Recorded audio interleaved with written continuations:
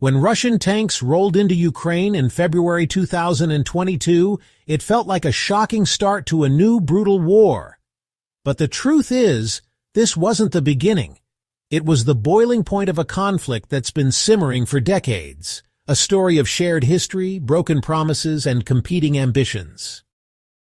To really get what's happening, you have to rewind the clock, all the way back to 1991 and the collapse of the Soviet Union. You are watching Nexus-Feed Deep Dive Session, where global headlines meet deeper analysis. And in this video, our focal point is on the Russia-Ukraine war. We'll be exploring how we got here, lest we forget. And we'll also be considering what comes next given President Trump's publicly expressed frustration with Vladimir Putin. Thanks for joining us. Now let's dive in.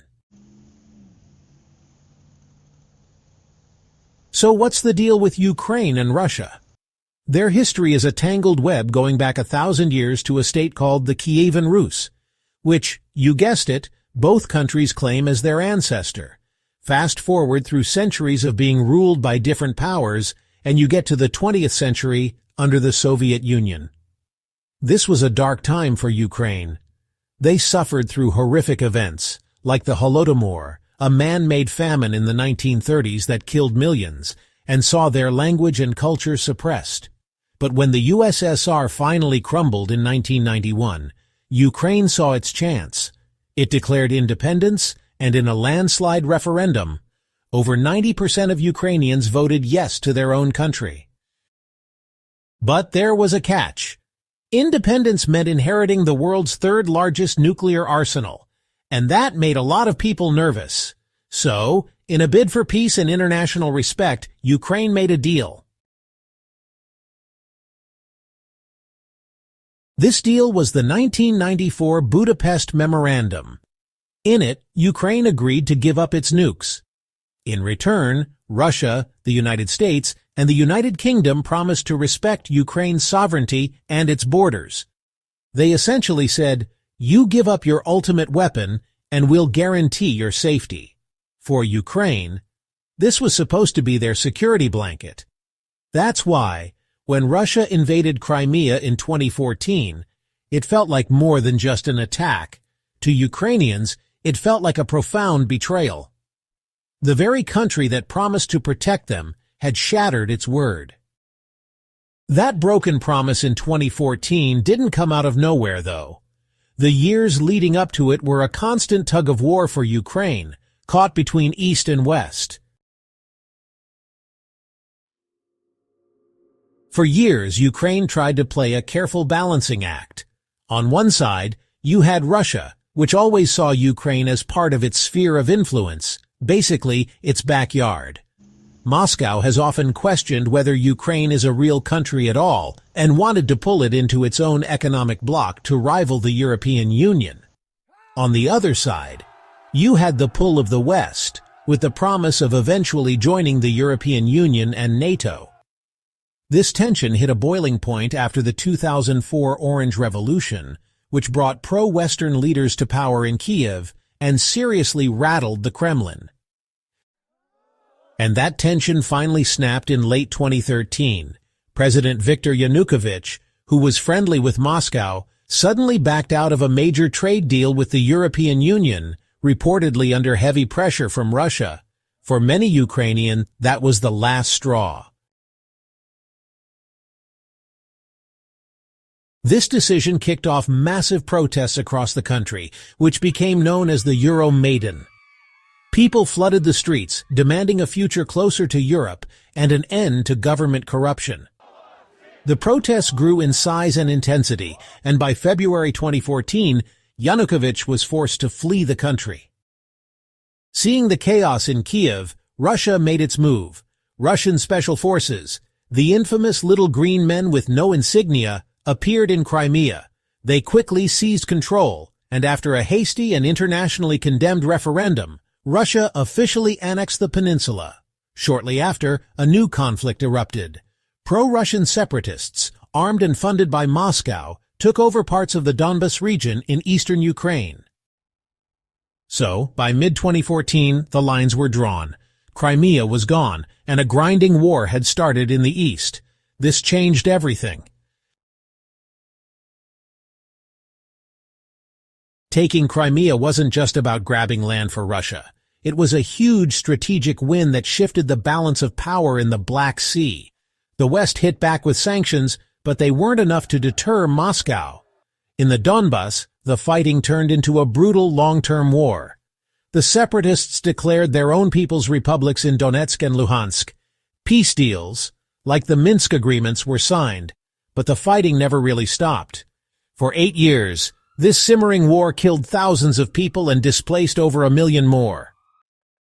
And all the while, Ukraine pushed harder than ever to join the EU and NATO. For Ukraine, it was a matter of survival. For Russia, it was a red line.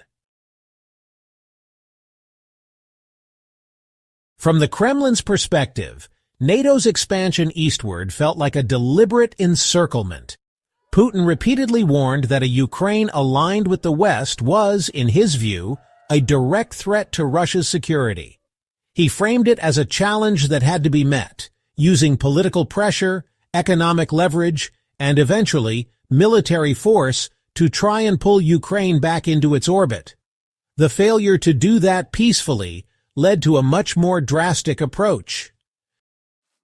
When those efforts failed and Ukraine kept looking west, the final horrifying step was taken.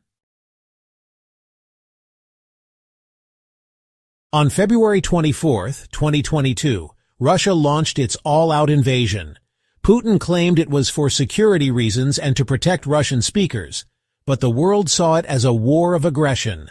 The attack was supposed to be a lightning-fast victory, but Ukraine's fierce resistance, fueled by massive Western military aid, stunned everyone.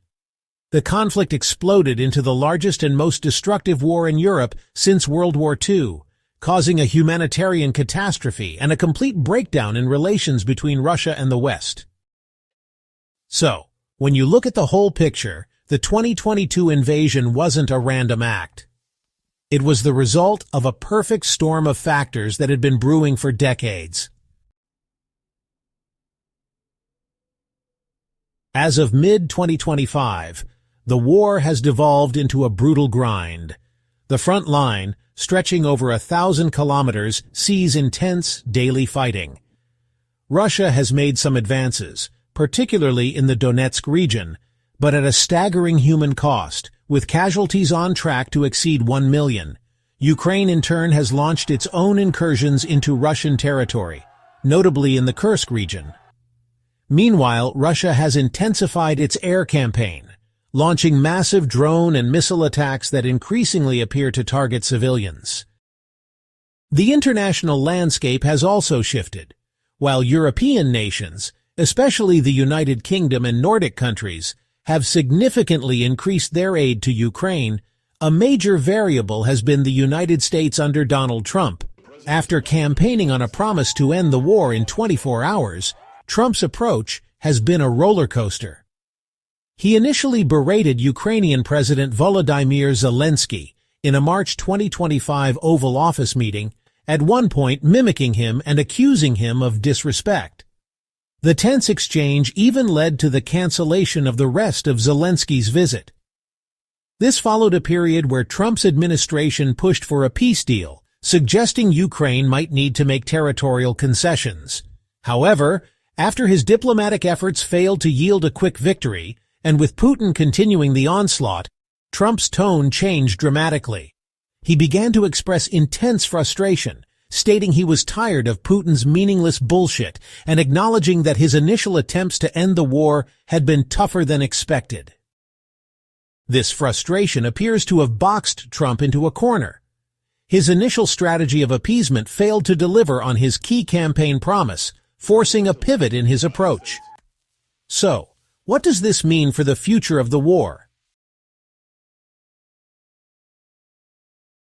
Having been played by Putin, Trump has now reversed course. He has overruled a temporary pause on arms shipments and is now sending more defensive weapons to Ukraine, stating that Putin is not treating human beings right. He is also reportedly considering a bipartisan bill to impose new sanctions on Russia.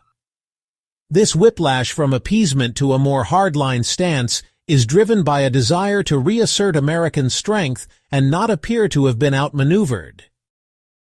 So, what is the likely outcome? Most analysts agree that a decisive military victory for either side is highly unlikely. Instead, the most probable scenario is a frozen conflict along the current front lines.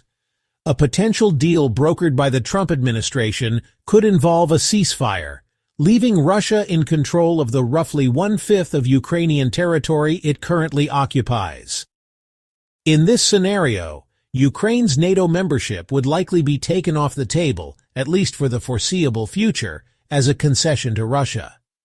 This outcome would allow Trump to claim he ended the war, a major political win for him. For Putin, it would solidify his territorial gains and prevent Ukraine from joining NATO, which he could portray as a victory at home. However, for Ukraine, it would mean the painful loss of a significant portion of its country.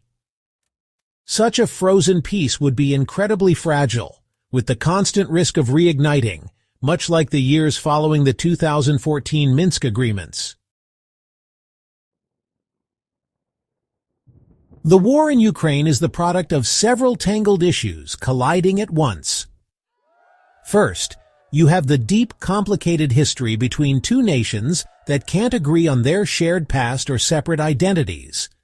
Then, you have broken promises, especially the Budapest Memorandum, which showed that security guarantees on paper don't always stop tanks on the ground. You have Ukraine's determined, decades-long fight for its own sovereignty and its dream of joining the West.